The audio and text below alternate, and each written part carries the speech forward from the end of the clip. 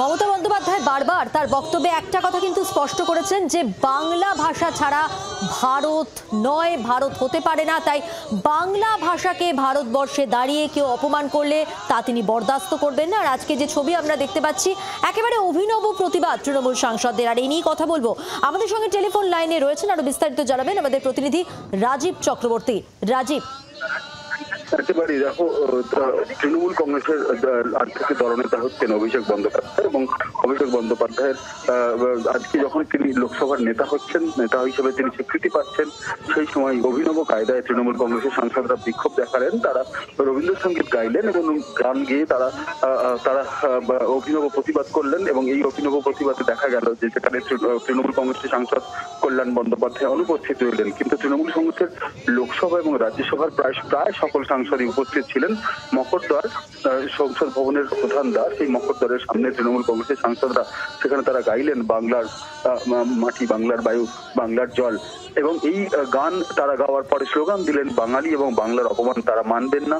এবং বাঙালির যে সত্তা, বাঙালির যে আভিজাত্য বাংলার এবং বাঙালির যে আভিজাত্য রয়েছে, সেই যে পুরো বিষয়টিকে কিন্তু তারা তুলে ধরছেন। এবং এক্ষেত্রে বাঙালি অস্মিতার পুরো বিষয়টিকে তারা আবারও সংসদ ভবনে আরো একবার তুলে ধরলেন, যেদিন কিনা অভিষেক বন্দ্যোপাধ্যায় লোকসভার দলনেতা হিসেবে তিনি আজকে স্বীকৃতি পাবেন, তিনি একটি চিঠি জমা দেবেন। আর সেই দিনই কিন্তু বাঙালি এবং বাংলা ইস্যুতে তৃণমূল আরো সুখ চড়াচ্ছে। সংসদ ভবন চত্বরে মকরদ্বারে আজকে সংসদ অধিবেশন শুরু হওয়ার আগে এই ছবি আমরা দেখতে পেলাম। এবং এইভাবে গান গেয়ে প্রতিবাদ এই প্রথম তৃণমূল কংগ্রেস তারা কিন্তু সংসদ ভবন অধিবেশন চলাকালীন সংসদ চত্বরে দেখালো এবং এটিকে অভিনব প্রতিবাদ কিন্তু বলা যেতে পারে। এবং এক্ষেত্রে তারা একটা বড় ব্যানার নিয়ে এসেছিলেন, যেখানে তারা বাঙালির অপমান, বাংলার অপমান মানবো না, এই ধরনের একদমই অবশ্যই অভিনব প্রতিবাদ। আপাতত ধন্যবাদ রাজীব তোমাকে। বিজেপি নেতা রাহুল সিনহা রয়েছেন এই মুহূর্তে আমাদের সঙ্গে টেলিফোন লাইনে। রাহুল বাবু, সংসদ ভবন চত্বরে এই মুহূর্তে যে ছবি আমরা দেখাচ্ছিলাম, রবীন্দ্রসঙ্গীত গিয়ে অভিনব প্রতিবাদ জানালেন তৃণমূল সাংসদরা। কি বলবেন এই প্রতিবাদ নিয়ে, এই কর্মসূচি নিয়ে? দেখুন, বিষয় হচ্ছে, একটা বাংলায় প্রবাদ আছে, মরণকালে হরিণ নাম। অর্থাৎ এখন তৃণমূলের সংকট কাল এসছে।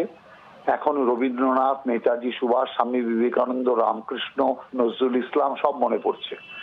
আর এই এত বছর সরকার চললো, সেখানে রবীন্দ্রনাথের কোনো স্থান নেই। সেখানে রবীন্দ্রনাথের ছবির পাশে মমতা ব্যানার্জির ছবি, অর্থাৎ রবীন্দ্রনাথ আর মমতা ব্যানার্জির সমতুল্য। যারা এইভাবে রবীন্দ্রনাথকে অপমান করে, তারা এখন বেকায়দায় পড়ে এখন বাঁচতে, রবীন্দ্রনাথকে আঁকড়ে ধরে বাঁচতে চাইছে। অতএব সংসদের এই নাটক, এটা সবাই বুঝে গেছে। অতএব এই নাটকে কোনো কিছু হবে না। যে তিমিরে তৃণমূল আছে, সেই তিমিরেই থাকবে। অনেক ধন্যবাদ কথা বলার জন্য। কথা বললাম বিজেপি নেতা রাহুল সিনহার সঙ্গে।